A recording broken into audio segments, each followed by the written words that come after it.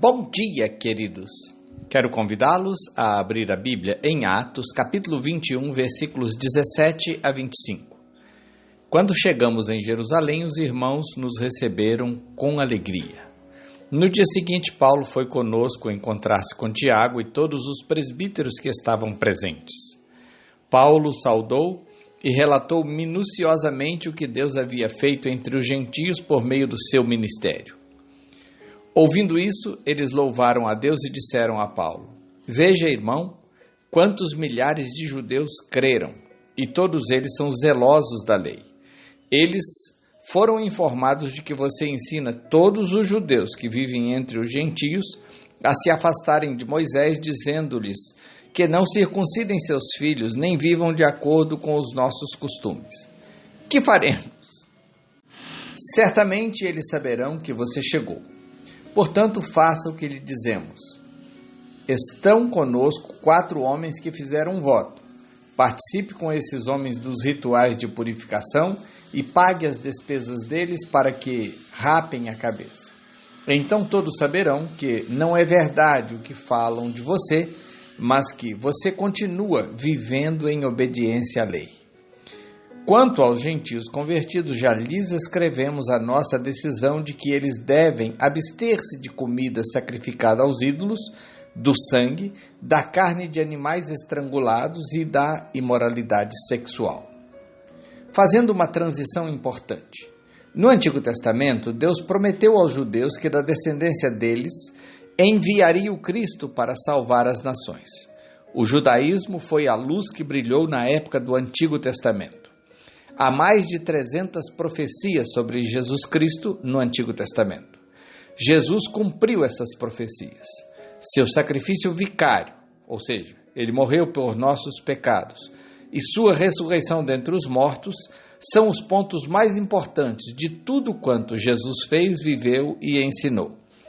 Aquela tocha de luz que estava nas mãos do judaísmo passou para as mãos da igreja.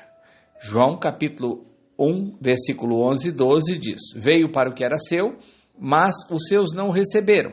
Contudo, aos que o receberam, aos que creram em seu nome, deu-lhes o direito de se tornarem filhos de Deus. Jesus veio para os judeus, mas os judeus não o receberam.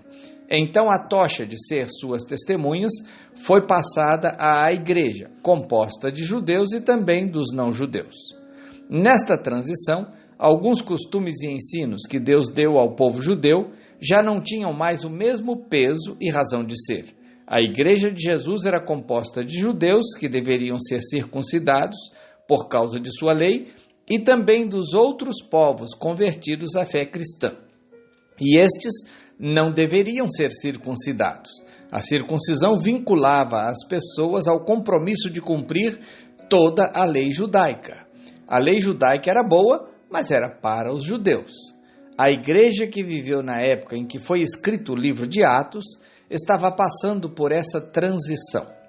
Como lidar com essa transição entre judaísmo e o novo cristianismo? Deus deu a Paulo uma sabedoria extraordinária nesta transição e o apóstolo Pedro reconhece que Paulo era bom nisso. Pedro, em sua segunda carta, capítulo 3, versículo 15 e 17, escreve: O nosso amado irmão Paulo lhes escreveu com a sabedoria que Deus lhe deu. Ele escreve da mesma forma em todas as suas cartas, falando nelas desses assuntos. Suas cartas contêm algumas coisas difíceis de entender, as quais os ignorantes e instáveis torcem, como também o fazem com as demais escrituras, para sua própria destruição.